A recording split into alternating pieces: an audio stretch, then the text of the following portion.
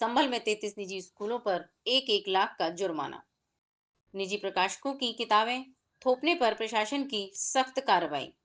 संभल जनपद संभल में जिलाधिकारी डॉक्टर राजेंद्र पैसिया ने निजी स्कूलों की मनमानी पर बड़ी कार्रवाई करते हुए 33 स्कूलों पर 1-1 लाख रुपए का जुर्माना लगाया है।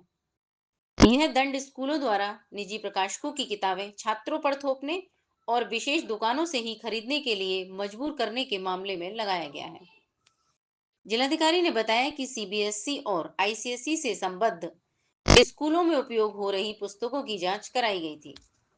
जांच में सामने आया कि 33 निजी स्कूल बोर्ड द्वारा अनुशंसित पुस्तकों के बजाय निजी प्रकाशकों की महंगी किताबें छात्रों को पढ़ा रहे थे। इसके साथ ही छात्रों और अभिभावकों पर दबाव डाला जा रहा था कि वे किताबें केवल कुछ विशेष दुकानों से ही खरीदें। यह कार्रवाई उत्तर प्रदेश स्व-वित्त पोषित स्वतंत्र विद्यालय शुल्क विनियम अधिनियम के उल्लंघन के अंतर्गत की गई है। प्रशासन ने सभी स्कूलों को निर्देशित किया है कि वे 1 महीने के भीतर जुर्माना राशि जमा करें। डॉक्टर राजेंद्र पैसिया ने स्पष्ट किया कि शिक्षा व्यवस्था में पारदर्शिता और विद्यालयों के हितों की रक्षा के लिए प्रशासन ऐसे मामलों में सख्ती से निपटेगा। उन्होंने कहा कि यदि भविष्य में फिर से इस तरह की शिकायतें मिलती हैं तो और भी कठोर कार्रवाई की जाएगी।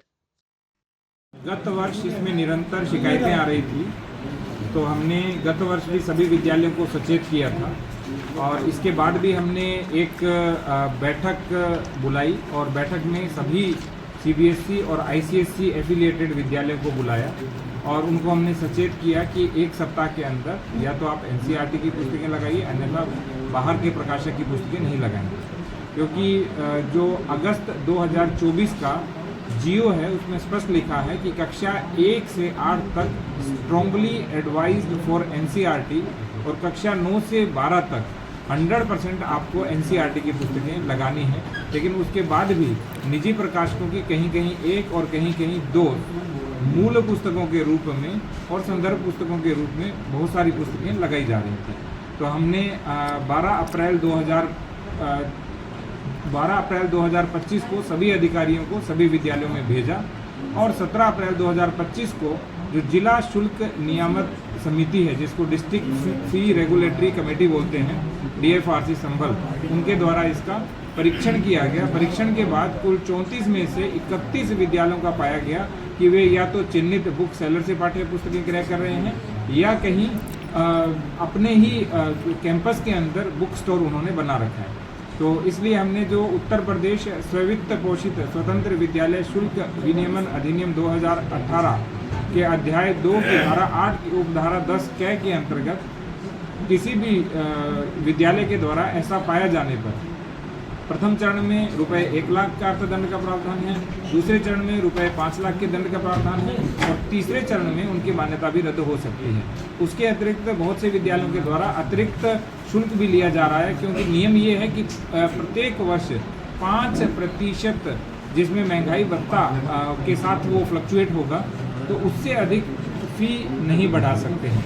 तो हमने दूसरी बार बोला है कि सभी विद्यालय अपनी फ़ी रेगुलेट कर लें, क्योंकि पहले हमने बैठक ली, सबसे बात की, उसके बाद भी जब लोगों ने नहीं किया उसके बाद हमने अर्थदंड लगाया। अब दूसरी बार भी हमने कहा है कि यदि आप सारी चीज़ें रेगुलेट नहीं करेंगे अकॉर्डिंग टू गवर्नमेंट ऑर्डर, और पेरेंट्स भी चाहते हैं, क्योंकि पेरेंट्स के लिए शिक्षा बहुत महंगी होती जा रही है, इसलिए हमने उनको कहा यदि दूसरी बार भी नहीं माने तो फिर हम 5-5 लाख रुपए अर्थदंड उसमें लगाएंगे। कितना समय दिया गया जमा करने का?